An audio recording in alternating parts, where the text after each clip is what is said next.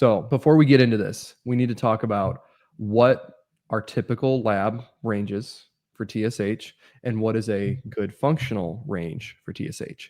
And by functional range, we mean basically our narrowed ranges where we're looking for optimal function as opposed to um, just full-blown pathology.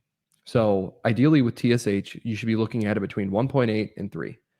Your medical labs, or even if you just go to a draw center, is going to say 0.45 to 4.5.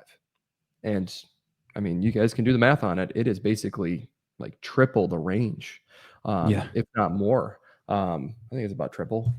Yeah, it's about triple. But it's a huge wide range. The TSH is quote normal. But if you're like, if you're at 0.5 and somebody's at 4.2 and you're on the same level, I would argue that doesn't really make a whole lot of sense. There's clearly some underlying differences between you and that other person. But with a typical functional hypothyroid, remember, TSH is secreted by the pituitary in the brain based off of how much hormone you have in circulation or what sort of storm your body is weathering. So I think that's very important to understand.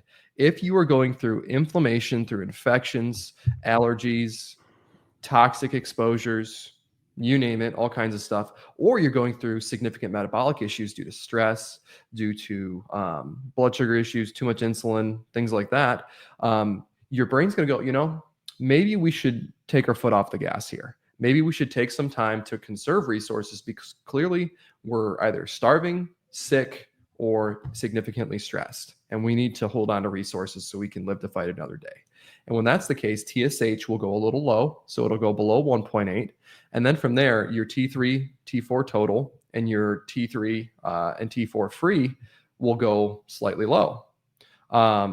So the main ones that I tend to look at for whether or not this is a true functional hypothyroid is your free versions of T4 and T3. So your free T4, as far as I look at it, should be between 1 and 2, and your free T3 should be between 3 and 4. If those go slightly low, that's a good sign that you are not basically having enough metabolic output. So what your thyroid hormone does, your free T3 mainly, is it tells your cells, hey, let's produce more energy. It tells your mitochondria, let's make more ATP, for those who know what that means. It just allows us to produce more energy.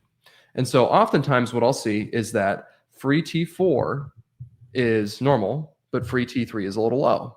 And so, think about it like this. TSH must tell the thyroid, let's make T4, and then it'll go throughout the body and it'll get to some other location, then it'll be converted to T3. And then from there, at the site where it's going to be used, it'll be converted to the free version. There's a lot of steps in that reaction. And so if you are from the start producing less hormone, every step in the process, you're going to get less and less that actually makes it through. And so if you are just looking at free T4 and you have TSH and that's all your primary care ordered, you could have normal T4 and a low end of normal or a minorly functionally low TSH. And then your T3 might be low or your free T3 might be low, but you can't see that. And so seemingly on labs, you don't have a functional hypothyroid or a subclinical hypothyroid. And that's why they call it subclinical, because it seems normal, but really it's not especially normal. And so when that's the case, typically the main drivers are the things we're going to get into in a little bit: cortisol, estrogens, insulin, caffeine, inflammation, liver issues, gut health, all that stuff.